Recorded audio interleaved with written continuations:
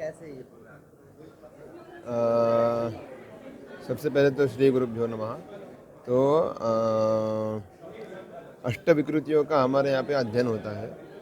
संहिता पदक्रम ये तो मूल है, और अष्टविकृतियाँ जो है जो सबसे कठिन माना जाता है शुक्ल यजुर्वेद में, और उसमें भी कठिन होता है दंडक्रम। तो भगवत कृपा और गुरु जी का आशीर्वाद से यह साध्य हुआ है। हाँ ये कितना दिन का था और कितने जी, समय लगा इसमें? ये 50 दिन का कार्यक्रम था। उसमें केवल 2000 मंत्र है जिसका पठन हमने किया है। 50 दिन में यह साध्य हुआ है। पूर्व 200 साल में हमने सुना है कि 200 साल पूर्व नासिक में नारायण देव जी घनपाठी थे, उन्होंने इसका पारण किया था। उसके बीच में और उसके पहले किसी ने नहीं किया था। तो भगवान ने आशीर्वाद दिया कि ये पहले हम ही करें।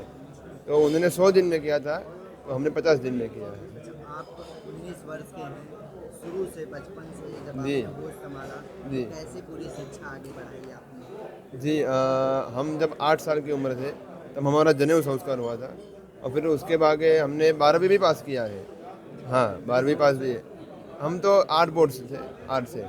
तो उसके आगे जाते फिर हमने गुरुजनों के पास अध्ययन पूरा किया 12 साल का, जो हमने 10 साल में अध्ययन समाप्त किया है।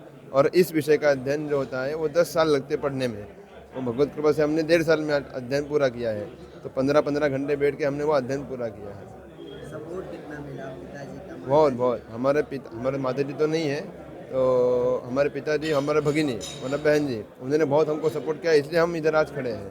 जी, का? काशी में कैसा लगा यहाँ के गुरुजनों से मिलकर? बहुत अच्छा लगा, और उनका आशीर्वाद प्राप्त हुआ, यही सबसे हमारी बड़ी उपलब्धि है।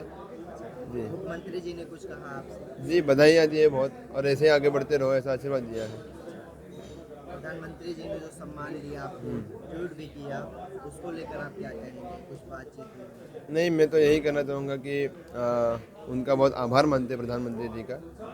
और माँ भारती की सेवा के लिए हमने यह पारण किया था, और वही माँ भारती उनसे भी ऐसी ही सेवा कराते रहे प्रधानमंत्री जी से, यही हम प्रार्थना करते हैं। आगे क्या करना है युवाओं के लिए और अब अपने जीवन में क्या आगे करना है? अभी तो और अध्ययन करना बाकी है, और युवाओं के लिए तो हम कहेंगे कि ऐसे ही अध्ययन करते रहे, जो अध्ययन में रत है वो अध्ययन करते रहे और गुरु की सेवा करते रहे।